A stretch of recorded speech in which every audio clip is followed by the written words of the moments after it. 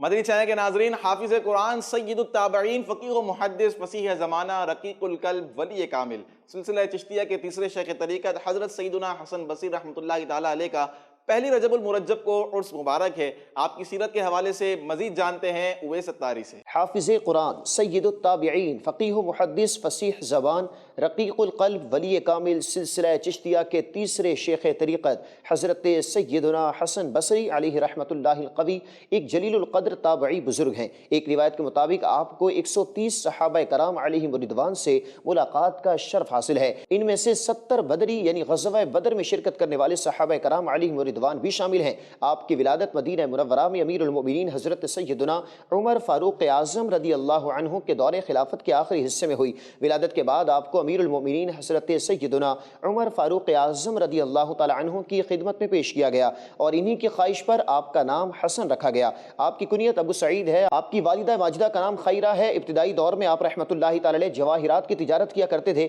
لیکن پھر دنیا سے بے رغبت ہو کر فکر آخرت میں گوشہ نشینی اختیار فرما لی۔ کچھ بزرگ آپ کے ساتھ حج کے لیے روانہ ہوئے اور ان میں سے بعض لوگوں کو شدت سے پیاس لگی۔ راستے میں ایک کنویں پر نظر پڑی، لیکن اس پر رسی اور ڈول کچھ نہ تھا۔ جب حضرت حسن بصری رحمۃ اللہ تعالی علیہ سے صورتحال بیان کی گئی تو فرمایا، جب میں نماز میں مشغول ہو جاؤں تو تم پانی پی لینا۔ چنانچہ جب آپ نماز کے لیے کھڑے ہوئے تو اچانک کنویں میں سے پانی خود بخود ابل پڑا اور سب لوگوں نے اچھی طرح پیاس بجھائی۔ آپ رحمۃ اللہ تعالی علیہ کا وصال پہلی رجب المرجب 110 ہجری کو ہوا۔ اس وقت آپ کی عمر مبارک کم و بیش 88 سال تھی۔ بصرہ شہر میں نماز جمعہ کے بعد آپ رحمۃ اللہ تعالی علیہ کی نماز جنازہ ادا کی گئی، جس میں کثیر بندگان خدا نے شرکت کی۔ اللہ پاک کی ان پر رحمت نازل ہو اور ان کے صدقے ہماری بے حساب مغفرت ہو۔